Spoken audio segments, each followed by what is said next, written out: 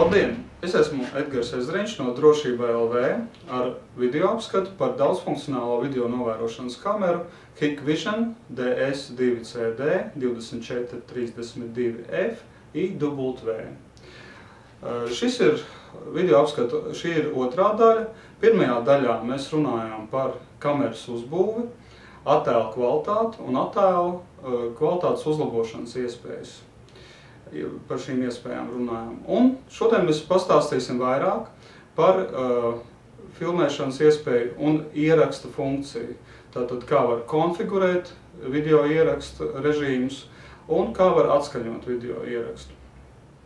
Un šī ir tāda tēma, par kuru var runāt ļoti daudz un plaši, tāpēc es varbūt koncentrēšos uz tiem jautājumiem, kas ir biežāk uzdotie, un arī akcentēšu dažas īpašības, kas ir tieši šai kamerai raksturīgas, kas ir šīs kameras priekšrocības, un lai tas būtu skaidrs, runājot par konkrēto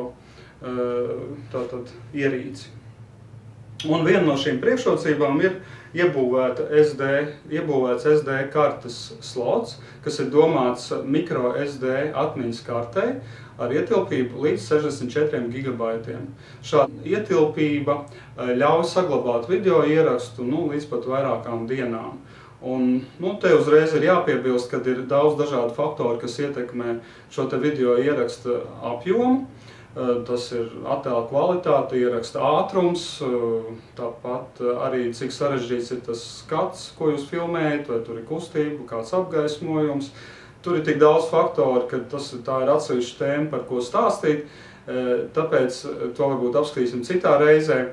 Bet šodien tātad stāstīšu tieši par video novērošanas konfigurēšanu, un vispirms sākšu ar to, kā sagatavot kameru ieraksta režīmām. Noformatēsim atmiņas karti. Ejam Advanced Configurations, Storage un sadaļa Storage Management. Redzam, ka mums šeit uzrādās karte. Vienkārši atķeksējam šeit un noformatējam.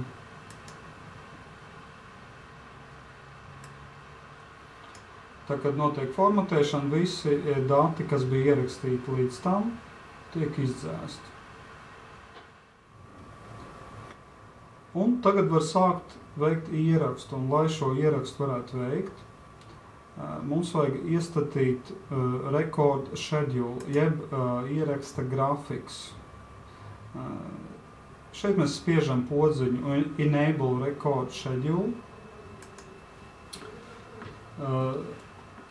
Jābūt ķeksītiem, un ir tomēr jāparāda, jo ir dažādi tie režīmi, un caur Edit ir jāparāda precīzi, kādā režīmā mēs gribam ierakstu veikt. Un tad mēs varam nospiest, te atzīmēt, kad ir all day, tātad, all day, viņš būs visu diennakt notiks tas ieraksts, no 00 līdz 24:00. Un šeit select all nozīmē, šajā vietā mēs izvēlamies visas nedēļas dienas, kopējam ieraksta parametrus, kad viņi visās dienās būs vienādi un tas ilgums vienāds. Atzīmējam OK. Un tas, ka viss ir iekrāsojies zilā krāsā, nozīmē, ka continuous nepārtraukts ieraksts notiks visu laiku, visas dienas. Visu caur diennakti. Un vēl ir jāspiež save, lai saglabātu šo ierakstu grafiku konfigurāciju. Un attiecīgi zaļais ķeksītis parāda, ka saglabājies, viss ir veiksmīgi. Ir ļoti interesanti, ka mums ir dažādi ieraksta režīmi. Tātad nepārtrauktais, bet ļoti bieži ir cilvēkiem svarīgi, lai nav lieku ierakstu, bet tikai tad, ja notiek objektā kaut kāda kustība. Un šim nolūkam tā arī ir motion detection, tātad kustības noteikšanas gadījumā tiek veikts ieraksts. Un atkal, grafiku mēs izveidojam tieši tāpat, all day, ja tas būs visas dienas, visu caur dienu, arī nokopējam, apstiprinām ar OK un redzam, ka tagad viss ir iekrāsojies zaļā krāsā. Un šeit mums ir pateikts priekšā, ko katra krāsa nozīmē. Motion detection ir zaļā krāsa. Un šai kamerai vēl daudz dažādas iespējas, bet es vēlos vēl apstāties pie tādas, kas ir tieši šai kamerai īpaši priekšrocība. Viņa spēja veikt ierakstu, tad, kad ir nostrādājis PIR sensors, kas ir arī kustības sensors, kustības detektors, bet viņš daudz precīzāk reaģē tieši uz to kustību, ko rada cilvēki. Ja? Tad viņš reaģē arī uz siltuma izmaiņām, un tāpēc ļoti precīzi tieši tā kustība noteikšana ir, ja ir cilvēks tajā novērošanas zonā. Un šeit mēs varam izvēlēties PIR alarmu, tas ir tas PIR sensors, tas ir īpašs sensora tips, te viņa nosaukums ir atrodams, atzīmējam tāpat šo te grafiku, visas dienas, piemēram, visu diennakti. Spiežam OK, apstiprinot tādā veidā un redzam, ka viņš ir iekrāsots violetā krāsā. Te ir jāzina, ka šī violetā krāsa šeit ir teikts other, ja, tātad citi ieraksta režīmi. Un ja mēs viņu saglabājam, lūk, šajā gadījumā nav īpaši jāuztraucās, ka visu diennakti tas ieraksta režīms ir uzstādīts, jo šis režīms nozīmē to, ka nekad netiks veikts ieraksts, izņemot, ja ir konstatēta kustība. Te vēlos piebilst, ka gandrīz visām mūsdienu IP kamerām ir iespēja uzstādīt kustību noteikšanas tādu funkciju, viņi darbojās. Bet tā funkcija balstās uz video attēla kustībām, izmaiņām video attēlā. Un šeit ir daudz viltus trauksmes vai jeb nevēlamas trauksmes iespējams, jo arī, teiksim, ēnu kustība vai koku kustība var tikt uzskatīt par šo te trauksmes ierosinātāju. Un mums neinteresē filmēt ēnas un novērot ēnas vai kokus. Ja? Tāpēc PIR sensors šādu gadījumu skaitu samazina. Faktiski gandrīz vai izslēdz šīs viltus trauksmes, viņas ir ļoti rēti. Kustība noteikšana ir iespējama dažādos veidos, to, ko jau es pieminēju ar PIR sensoru, bet video attēla kustības, tās kustības, kas tiek noteikts video attēla izmaiņā,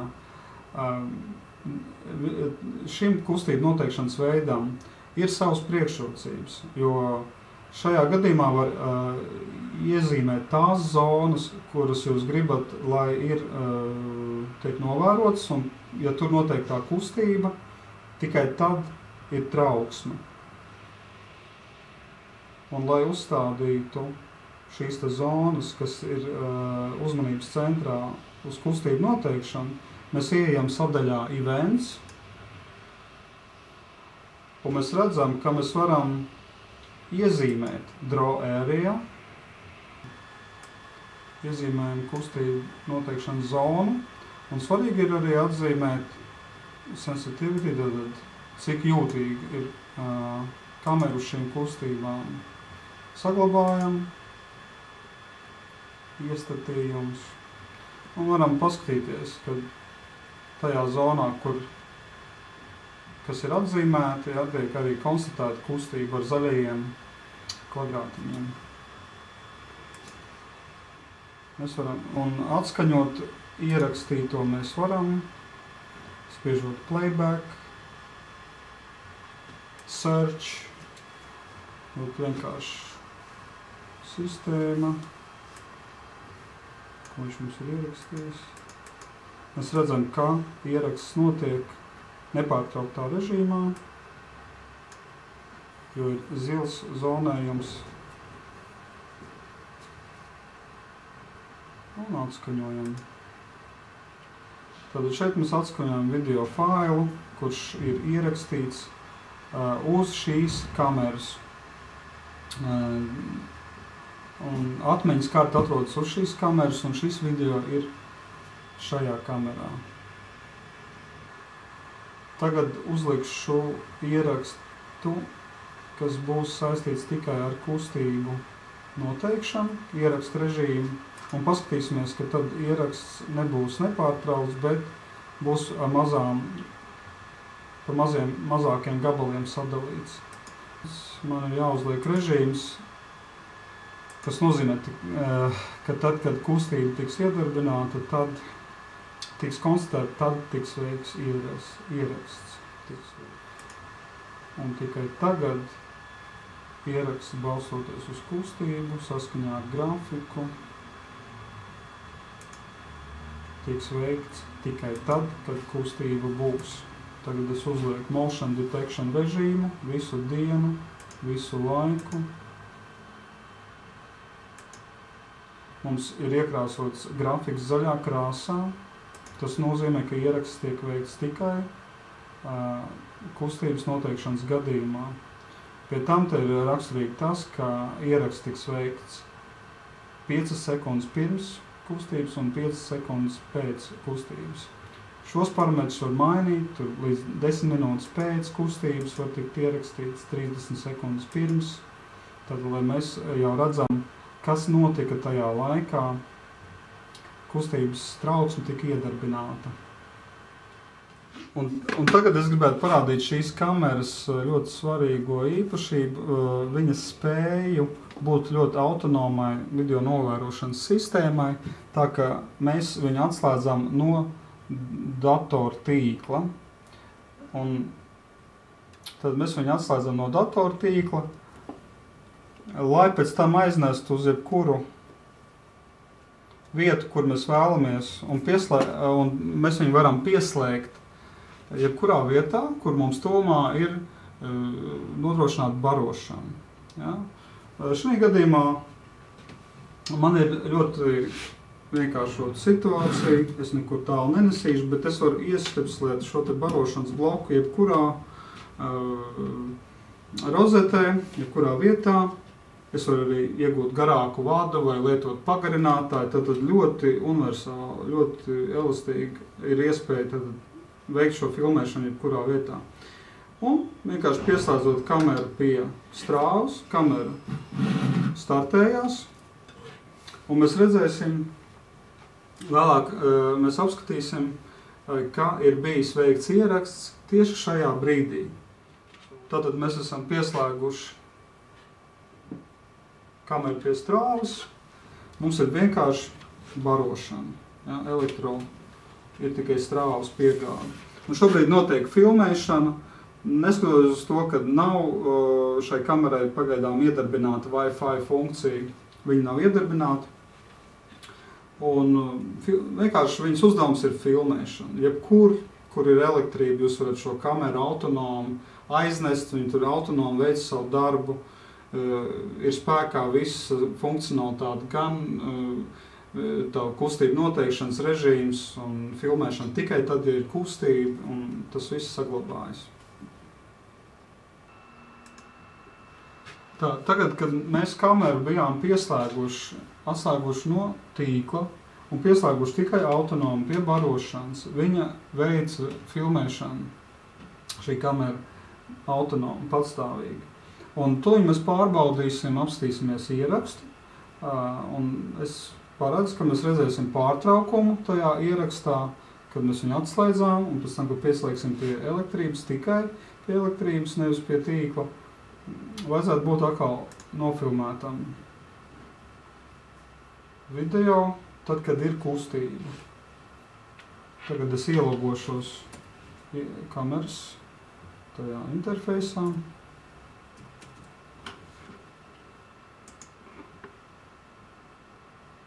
Redzam, ka šeit ir tas dzīvais skatījums, kā tas saka, live view, un apskatāmies tātad playback sadaļā, var atrast visus ierakstus. Šeit ir kalendārs, šajā gadījumā 24. datums ir tas datums, kad sakrīt, kas ir šobrīd, un automātiski mēs redzam tajā grafikā, kur ir ieraksta grafiks, šeit šis te iekrāsotais nozīmē, kad ir bijis kaut kāds ieraksts. Un šeit ir vesela vēsture. tam, ko mēs esam darījuši šodien. Ja, neliela vēsture. Tad mēs redzam zilā zona, tas ir ieraksts nepārtrauktais. Pēc tam mēs pārslēdzāmies, lai ieraksts tiktu veikts tikai uz kustību noteikšanas gadījumā, tikai tad. Un vēl mums bija pārtraukums. Mēs atslēdzām kameru no barošanas, pieslēdzām citā vietā, atslēdzām arī no datu tīkla un vajadzētu būt ierakstam. To viņi paskatīsimies. Šeit es uzreiz zinu, tad te ir tā vieta, tad šeit ir 15:32 apmēram, tur, kad mēs jau gribējām to kameru atslēgt. Ieslēdzam video. Jā, te notiek kaut kāda kustība, jo es jau aiztieku, tā teikt, to kameru. Grasos viņu izslēgt, pievērsiet uzmanību laikam, 15:32. Var vēl to mērogu pamainīt, lai ērtāk manipulēt ar ierakstu to laika jostu. 15:32 un 57 sekundes. Tūliņ es viņu atslēgšu. Jā, es viņu atslēdzu. Un jūs redzat, laiks pārlecam gandrīz pa 4 minūtēm, un jūs redzat atkal ierakstu. Šis ieraksts ir sācies pēc tam, kad es kameru pieslēdzu tikai pie barošanas, bez pieslēguma datu tīklam. Automātiski kamera startējās, automātiski ieslēdzās tajā režīmā, kādu es biju iepriekš uzstādījis. Un jūs redzat, arī turpinās ieraksts ar pārtraukumiem. Pārtraukumi ir tāpēc, ka mums ieraksts ir uz kustību noteikšanu. Tad violetā zona nozīmē, ka ieraksts tiek veikts tikai tad, kad ir aktivēta tā zona, tajā zonā, kur notiek kustību detekcija, ir kaut kāda kustība. Tā tas arī strādā. Un tad, kad mēs atskaņojam, mums nav jāskatās tie pārtraukumi, bet mēs redzam tikai to ierakstu, kur tiešām ir kaut kas interesants, kur ir cilvēki, kur ir kaut kāda kustība. Kāpēc mums ir svarīgi iezīmēt tās zonas, ierobežot tikai tās zonas, kur mums svarīgi ir konstatēt kustību? Piemēram, bieži vien var būt, mēs varbūt novērojam kaut kādu vietu, kur ir sēta vai varbūt ir kaut kāds plauks, kur mēs negribam, lai cilvēki kaut ko tur aiztiek priekšmets vai pie sētas. Mēs gribam, ja cilvēki nāk, tad mēs viņus nofilmējam, bet ja cilvēki vienkārši iet garām, tad mēs viņus nefilmējam. Tātad pie events, tas ir notikumi, piemēram, loģika ir tāda, kad ir viens no notikumiem, tad var būt kustība kaut kādā zonā. Un mēs tātad varam iezīmēt kaut kādu pavisam nelielu zonu. Un attēlā redzams, ja es kustinu roku, tikai tajā zonā tad ir aktivējās tā kustība noteikšana, tie zaļie kvadrātiņi to parāda. Ja es šeit kaut kur kustos citā vietā, tad nekāda problēma nav. Nebūs iedarbināta tā trauksme. Ar šo tad es arī vēlētos nobeigt šīs dienas prezentāciju. Kā jau minēju, par šo tēmu var stāstīt ļoti gari un plaši, dažādas nianses, ja, bet mums ir laika ierobežojums šajā video. Tāpēc, ja jums ir kaut kādi jautājumi, jūs varat atrast informāciju, papildus informāciju mūsu mājaslapā drošībai.lv. Tur jūs arī atradīsiet kontaktinformāciju, sazinieties ar mums un mūsu speciālisti atbildēs uz jūsu jautājumiem. Tāpat arī mēs varam uzstādīt video novērošanas sistēmas un konfigurēt tās. Tāpat lūdzu sekojiet līdzi mūsu jaunākajai informācijai internetu vietnēs Twitter, YouTube un Facebookā. Un es ceru uz drīzu tikšanos gan internetu vidē, gan es ceru arī reālajā dzīvē uz redzēšanos.